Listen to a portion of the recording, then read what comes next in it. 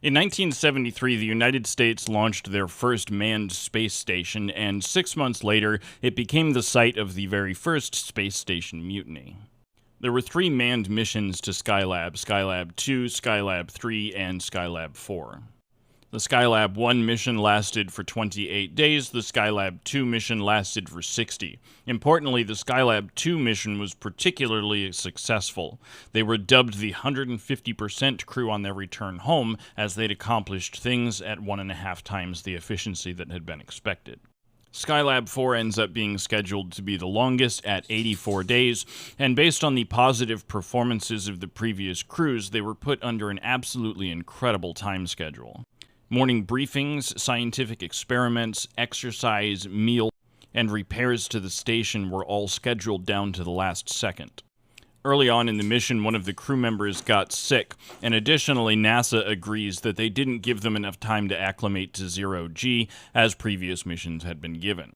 This, combined with the fact that a new comet had recently been discovered in our solar system, meant that the number of spacewalks had been doubled as well.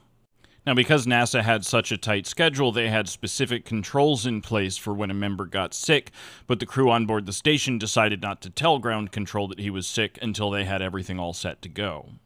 But while doing this, apparently the crew had forgotten that Capcom could hear everything that they were saying, so Alan Shepard, who was on Capcom at the time, chewed them out over an open radio, which pissed them off particularly because they'd just been told off in front of the entire world. The people working ground control apparently only really had personal relationships with the astronauts from the first 2 missions, so there was really no rapport built between these people before this mission started as well. With the increasing tensions, there were miscommunications, lack of communications, and just a general breakdown of communications.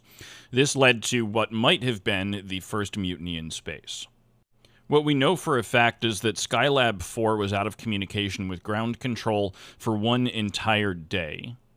Now, according to the press, this was them intentionally turning off their radios so that they could take a day off. However, according to NASA, this never actually happened. There was a series of communications breakdowns which led to no one turning the radio on that morning, so they ended up inadvertently out of contact with ground control for an entire day.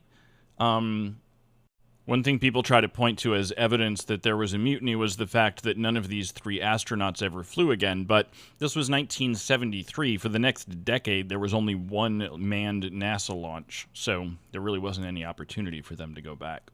So after this 24-hour mutiny or strike or communications breakdown, ground control had a lengthy conversation with all 3 astronauts in which their schedules were changed to be more reasonable.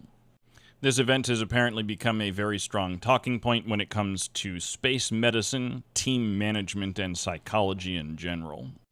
Because you have to keep in mind, the people that they chose to be astronauts were not the type of people that were prone to lose their heads, so the circumstances that had to be introduced in order for something like this to happen had to be pretty extreme.